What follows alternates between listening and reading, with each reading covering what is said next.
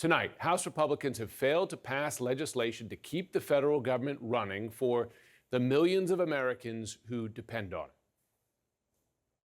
This is Washington. This is how the lawmaking is done. It's a long process. Sometimes it takes a while to reach consensus, but we're going to do the right thing here tonight. That was House Speaker Mike Johnson, who could not corral enough of his own party members behind what was actually their Plan B legislation after Elon Musk and President-elect Trump sank a bipartisan Plan A yesterday. Today, both men were behind the measure tonight, but again, not enough of their fellow Republicans were as well. So Plan A is dead, Plan B just died, and we just learned from GOP Whip Steve Scalise that Plan C they had been looking at looks doubtful as well.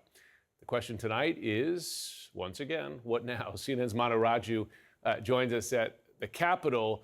So I wonder what you're hearing from lawmakers, particularly since Steve Scalise is now moving away from an option that was at least out there to try to get this passed on a simple majority. Yeah, look, in fact, the Speaker of the House just addressed reporters moments ago, and I asked him, what is the next plan? And he really didn't have any specifics. He said they were going to regroup, they were going to try to figure out what the next steps were, and he attacked Democrats, even though there were Republicans also who voted against this plan on the House floor, despite the push from Donald Trump. Now, one big reason why there were Republicans who voted and defied Donald Trump was his demand, Trump's demand, to suspend the national debt limit for 2 years. Remember, this is something that Congress has to typically deal with every so often, but it was expected to be dealt with next year. But Donald Trump recognized that this will be a complication next year for his agenda, and now demanding in the 11th hour to inject this into this government funding fight, saying it must be addressed right now. But here's the problem. There are a lot of Republicans who fundamentally oppose raising the national debt limit, dealing with that without any spending cuts whatsoever. So as a result, you saw a revolt on the right, and you have some of those members I caught up with, Jim, and they expressed why they were concerned with Donald Trump's demands.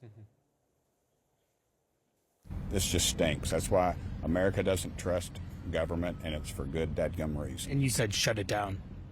That's what it takes to bring us to the table. Any extra supplemental ought to stand on its own merits and not be attached to it, and it ought to have pay-fors, and the debt limit must not be increased without commensurate spending cuts and fiscal reform. When I ran for office, I said that I would not vote to raise the debt ceiling, and so I've never voted to raise the debt ceiling. I mean, I love Donald Trump, but he didn't vote me into office. My district did. You want to shut it down? I'm not afraid of a shutdown. And you're hearing some of those members saying they are not afraid to go to a government shutdown. So where does this go from here, Jim? It is really uncertain, because the Democrats said they had a deal on the table that Donald Trump essentially forced to collapse. Then now what? No one really knows, which could mean a shutdown by midnight tomorrow night, and a prolonged one at that. Yeah, and those are Republicans saying they're not afraid of a shutdown, which seems to be them owning that they're bringing about a shutdown, even though you have J.D. Vance and others blaming us on Democrats. Manu Raju, thanks so much. So joining me now is Republican Congressman Don Bacon from Nebraska, and he's joining us from Capitol Hill. Congressman, thanks so much for taking the time tonight. Good evening, Jim.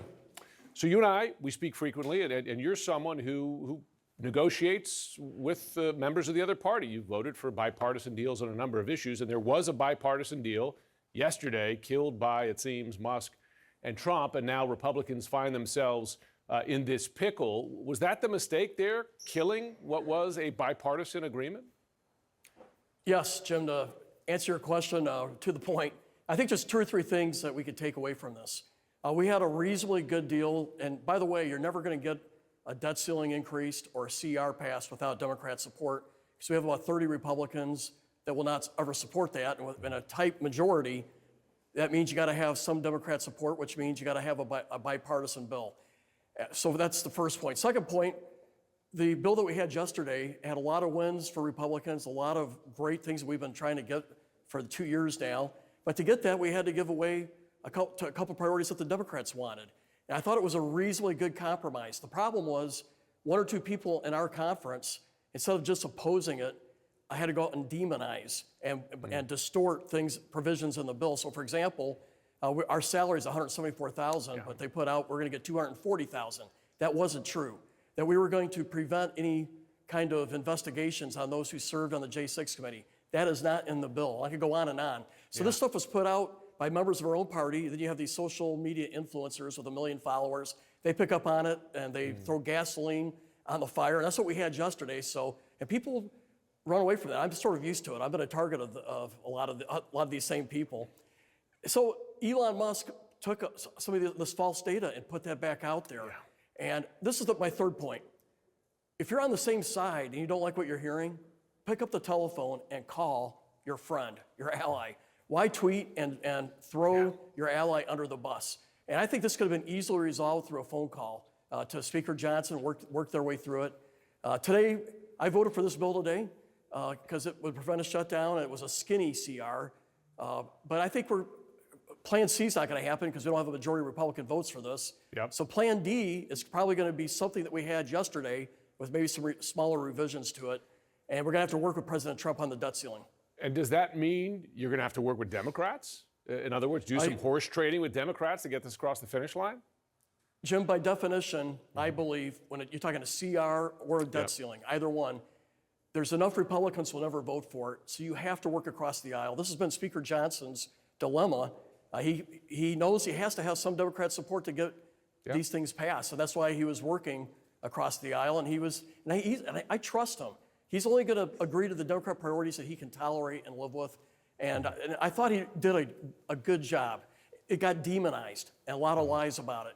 And I think in the end, people will see through it. I believe President Trump today, after hearing the facts, actually thought what we had yesterday was a reasonably good bill. He just wants to get the debt ceiling modified. So I think we were able to pull President Trump over today to what we were trying to do. Well, we'll see. I want to talk about the debt limit because House Republicans have repeatedly lambasted Democrats for raising the debt limit. Now they want to suspend it for 2 years. And by the way, it's a Democrat suspicion. And listen, some of this is public because Republicans have been quite public about extending the Trump tax cuts. That is because they want to allow an expanded debt ceiling to tax cuts that will add to the deficit. We know that's the CBO estimate. So why should voters believe, including your voters, believe that Republicans actually want to cut spending if they want to suspend the limit for 2 years and then pass a big tax cut? I think there's two things there. One, I do believe in extending the tax cuts because I think it makes our economy competitive. Like 21% tax rate for businesses is what the average is in the world. We don't want to go back to 35% or somewhere higher. So I do think we want to do that. But I believe in the end we've got to do a debt commission because 72% of our spending is mandatory spending, Social Security, Medicare, Medicaid. Only 28% is discretionary. If you subtracted the entire discretionary budget, all of it, we still have an $800 billion a year deficit. And so we got to get together, Republicans and Democrats, and figure out how we're going to preserve Social Security and Medicare, but yet get ahead of this exploding debt that's coming from the mandatory spending. And it can only be done in a bipartisan way. If Republicans try to fix it, we'll get killed the next election. If Democrats try to do it by themselves, they'll get killed. We got to do this together. And I think a commission's the only way to do it. And we've done one before, but the difference was we did not have in the previous one that whatever they come up with, you have to put it on the floor for an up or down vote. This commission, you got to have it put on the floor for an up or down vote.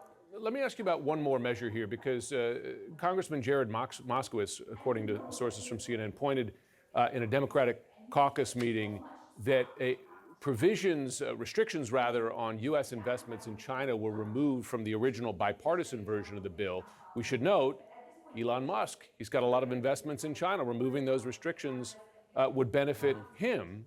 Do you believe that in any way influenced the removal of that provision, which again came from the bipartisan bill? Well, I surely hope not. And I only heard that about an hour ago for the first time, by the way. So I did hear this from one other Democrat.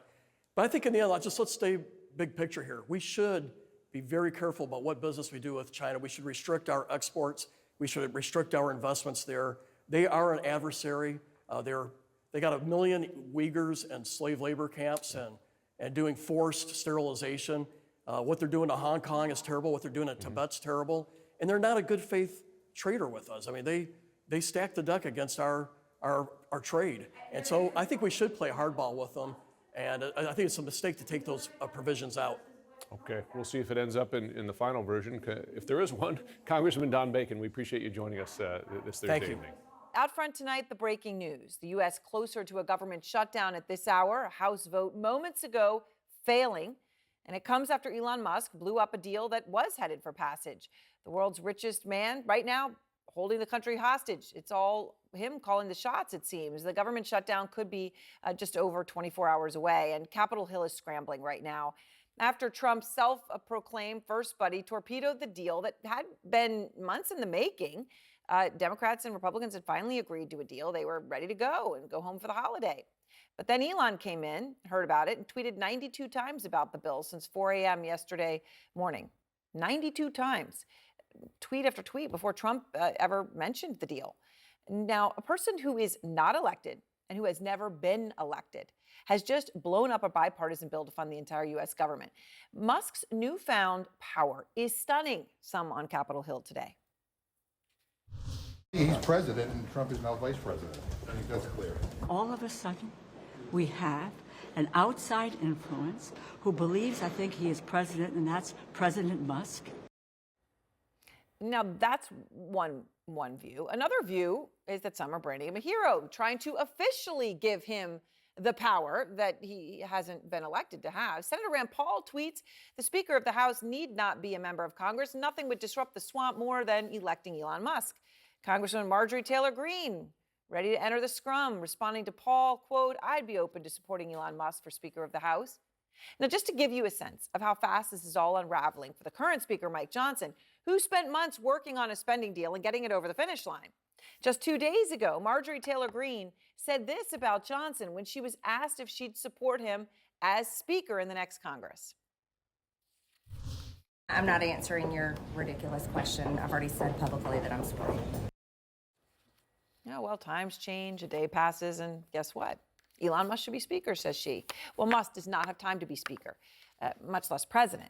He is spending, in fact, an inordinate amount of time on X, or Twitter, as many refer to it. He currently sends dozens of tweets a day. He does not even have time to actually even be CEO. According to one Tesla investor, Ross Gerber, quote, having your CEO not working at your company and working at the job of having to fire government employees is I'm a shareholder. I'm paying someone to not work for my company.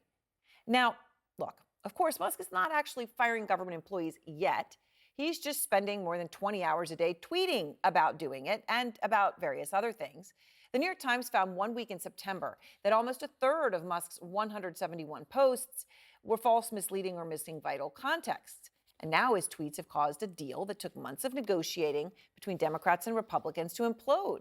And part of what's so bizarre about this last-minute blow-up is that both Musk and Trump spent the day with Speaker Johnson this past weekend at the Army-Navy game. I mean, they were all together. They were all hanging out. None of this came up. No one had any, oh, gosh, hey, we're going to just blow up the government next week. No, they were all friends, lovey-dovey. They could have talked about it. But Musk waited until the final hours to come out with his tweet storm. And blowing up the deal gets a lot of attention. Now, eventually, though, there will be a deal. In some way, shape, or form, there will be a deal. Because the truth is, if Musk wanted to create a sound and fury that signifies something, he could focus on shutting down the waste, not the government. Just imagine if he was tweeting nonstop and talking nonstop about Medicare and Medicaid fraud. The Department of Health and Human Services estimated a combined total of over $100 billion of just improper payments in those programs last year alone. What if Musk used AI and his technology prowess to end that? Manu Raju is on Capitol Hill. And Manu, we are in this unbelievable moment, right? 36 hours ago, 48 hours ago for sure, nobody saw anything like this on the horizon, yet here we are. What is the latest you're learning? Yeah, there were Republicans who defied Donald Trump just moments ago on the House floor as this part of this 11th hour plan. Donald Trump making these demands yesterday, scuttling a bipartisan deal that led to the Republicans trying to put some other proposal across the finish line to make Donald Trump happy, essentially heed to his demands, changes to this proposal. This bill went down. 174 voted for this plan. 235 voted against it. That included 38 Republicans who voted against it. Just 2 Democrats voted for it. Now, one of the big changes that Donald Trump threw in late in this process was to include a suspension of the national debt limit. Remember, if the debt limit is breached, that would lead up to the first ever debt default in American history. But that was going to be punted until sometime next year. They wouldn't have to deal with it until next year. Donald Trump, however, changed his mind. He wanted to deal with it now so he wouldn't have to worry about it when he's president. But Republican conservatives didn't like the plan, and the leader on the House Democrats also pushed back. Mr. Leader, are you going to support this plan? Are you going to support this plan? Musk-Johnson proposal is laughable. So are you going to whip your members against it? Are you going to whip your members against it? What policy do you guys not like? So the policy that President Musk is advancing is one that is about cutting Medicare and Social Security so that he can give tax breaks to billionaires.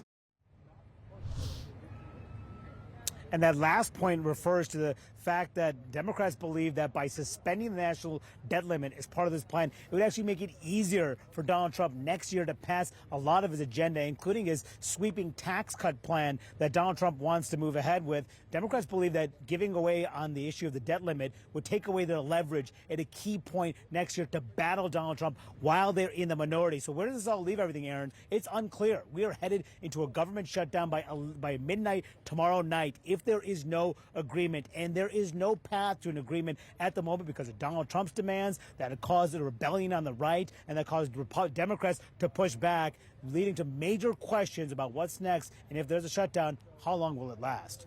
All right, Manu, thank you very much. On Capitol Hill tonight. And let's go now to the Democratic Congresswoman Pramila Jayapal. She is the chair of the Progressive Caucus. And Congresswoman, I really appreciate your time. Thank you. A moment no one expected to be in here 48 hours ago because there was a deal. Now it's gone. So I guess the question for you at this moment, now you had Musk come in, the thing blew up, the Republicans put out a bill, it failed, here we are. Are you open to negotiating again? Or are you in a position where you're saying you're only going to accept the bill that had already been agreed to before Musk got involved? Well, Aaron, you did such a good job of describing the process that we went through. It's a four corners process, which means all the parties have to agree. That was the deal that got negotiated, that Mike Johnson, the Speaker of the House, the Republican Speaker of the House, negotiated. Now, what happened here was laughable. This bill that they just put up, they are in the majority. The Republicans control the House. They are in the majority, and they couldn't even get the majority of votes for this bill that they put up. So this is a long process to go through these negotiations. We already had a bill. We negotiated it. Mike Johnson agreed to it. And because, as you said, Elon Musk, a billionaire, tweeted about it, President Musk tweeted about it, these Republicans tried to go around their own caucus, all the work that's been done, and they are in charge of shutting down the government now. That is what's going to happen tomorrow night at midnight if we don't come to a deal. So we don't have time. We got to go back to the negotiated deal. That is exactly what we've spent so much time negotiating. We didn't get everything we wanted. They didn't get everything they wanted. And let me remind you, it is still Senate Democrats that have to agree to this as well. The White House, a Democratic White House, has to agree to it as well. All right, so let's just pass the bill that we already negotiated. All right. Now, the reality of it is, though, of course, I guess these things end up being a blame game. You had a deal, and everybody knows that, right? There was a deal, and then Musk gets involved. Now that we're in this new world, he's tweeted, if Dems reject this and the government shuts down, they deserve to lose big time in the midterms. Obviously, that's political gamesmanship. There's also money that he can put to bear behind that. Are you concerned that Democrats could now get blamed for a shutdown? If Republicans keep putting out a bill and it keeps failing, does the blame go to you? What I'm concerned about is that a billionaire who is not even elected is acting like a shadow president and doing the work that Republicans have to do here. They are in the majority. And so, no, I'm not concerned that we're going to get blamed. This is clearly on the Republicans. We had a negotiated deal. We could have all gone home tonight. But you know what is really the tragedy here is all the civilian employees that are not going to get paid tomorrow night, all the FAA employees who are not going to be able to work, so families are going to have their flights delayed, all the small farmers who are desperately needing aid, all the cities that need disaster relief. These are all things that we negotiated. Why did they blow it up? I think this is really important, and Manu referred to it. They blew it up because Donald Trump also inserted a suspension of the debt ceiling. Remember that the Republicans under Donald Trump, with the Trump tax scam 1.0, increased the deficit by $2.3 trillion. And now they want to be able to do that again with the vast majority of the benefits going to the wealthiest. That's why they're pushing for this debt ceiling suspension. So every piece of this is wrong, from the negotiation and walking away from the negotiated deal to taking out a bunch of things that were part of that deal to adding an absolutely unacceptable thing into the deal. So when it comes to Musk, Republican Senator Rand Paul, I mentioned him a moment ago, but he put out there that the Speaker of the House need not be a member of the House, right? When he's referring, nothing would disrupt the swamp more than electing Elon Musk. And obviously, he's technically right. The House Speaker doesn't need to be a member of Congress. If that's where we get, then obviously there'll be a lot more conversations to be had. And of course, any deal in the House would need to also pass the Senate, where Democrats still hold the majority for a few more days. My Democratic source tonight is Massachusetts Senator Elizabeth Warren. And Senator, it's great to have you here. Hakeem Jeffries is the Democratic leader in the House. He said earlier that not only was he a no on this new deal that failed tonight, he was a hell no. Yeah. Are you a hell no? What's your view of this? Look, Leader Jeffries is exactly right on this, and I find it just laughable that the Republicans are saying, well, actually, the Republicans couldn't come together and cut a deal, but the Democrats should have gotten out there and saved their sorry butts and actually pushed through a deal. That's just nuts. The Republicans can't come together because they can't stick to the deal they originally negotiated. And this is on them. And it really is the reminder who now runs the Republican Party, and it's Musk. He's the one who started tweeting at 4:30 this morning about what a bad deal this was and how terrible it was. And Donald Trump trails along much, much later and says, yeah, terrible deal. And then Donald Trump is the one who says, maybe we should get rid of the debt ceiling altogether. But is that what the Republicans propose? No. What the Republicans say is, let's just do a little period of time of getting rid of it, long enough to be able to grease the skids, to be able to pass a big, big tax giveaway to billionaires. So you don't think Democrats should step in to help Republicans here? But on the debt ceiling... this deal? On the debt ceiling, which is, the max that the government can borrow, it's something that, we almost saw how catastrophic that could be not long ago when they had to avert defaulting on the nation's debt. You said that you agreed with Trump when he said that Congress should terminate the debt limit, not have to govern by hostage taking, as you put it. But then when Republicans put forward this idea of raising it for 2 more years, you said that it would grease the wheels for his tax handouts for billionaires and a terrible deal. What do you want to see happen here? So look, I want to see us get rid of the debt ceiling. I've wanted that for years, because year after year after year after year, the Republicans have used the debt ceiling in order to hold our economy and our nation and our good name around the world hostage. And when Donald Trump says, just get rid of it, it is not good for our country, boy, I think he is exactly right on that. But that is not what Elon Musk and the Republicans went for in the House. What they said is, let's preserve the debt ceiling to be able to use it as a cudgel whenever we want. But let's just open up this narrow path while the Republicans are trying to pass a $4.5 trillion giveaway in taxes that will mostly be sucked up by millionaires, billionaires, and giant corporations.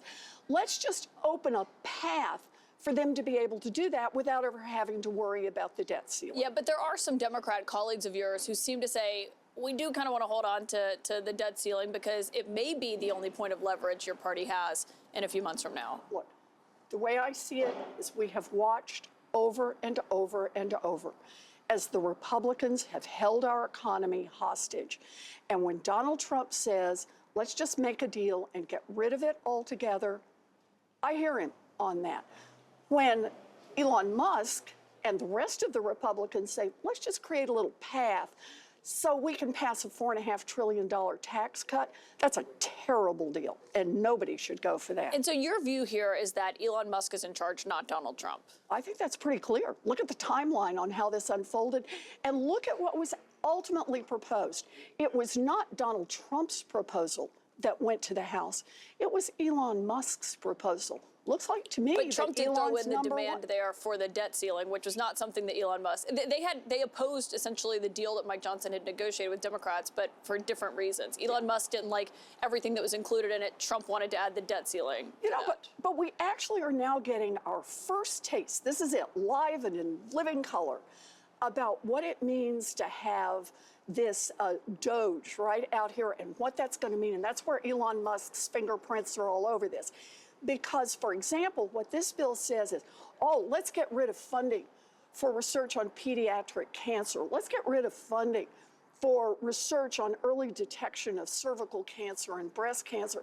Let's get rid of funding for research on children with Down syndrome and on sickle cell anemia. Let's get rid of those things so that we can make way for tax cuts for billionaires. That is Elon Musk's notion of efficiency. Is this what, we talk about what it looks like when Democrats are in the minority and Republicans are about to have total control of government.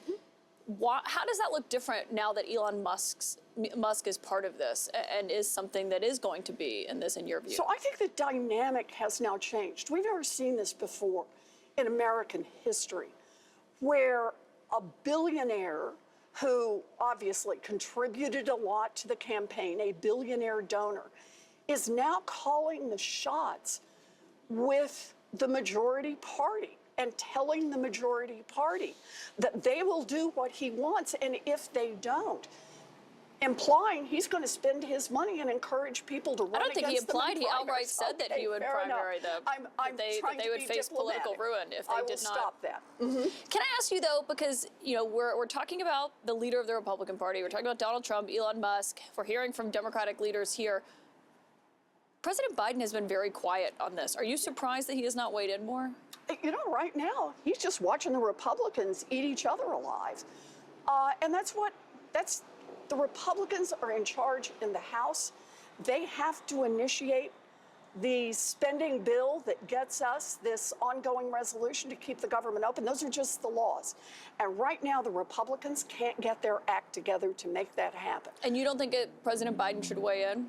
Do you think he's going to help the Republicans negotiate a deal? I don't see where that comes from. Well, just necessarily more on like what his party should do, how Democrats should handle this, their view of this. We He are is still the handling president. this. We are saying to the Republicans, we spent months negotiating a deal with you. And there are parts in it that we didn't like. There are parts in it you didn't like. That's the nature of legislation in this place. But we actually cut a deal that's going to be the continuing resolution, keeps the government open until next March so you can get yourselves organized when you own the House, the Senate, and the White House, and you can put the full budget on the table. That sounds to me like a pretty damn good deal that was available to the Republicans. And yet, here it was going forward. We were all talking about, oh, the vote, will it be at 11 o'clock this morning or 2 o'clock this afternoon? We'll get this done.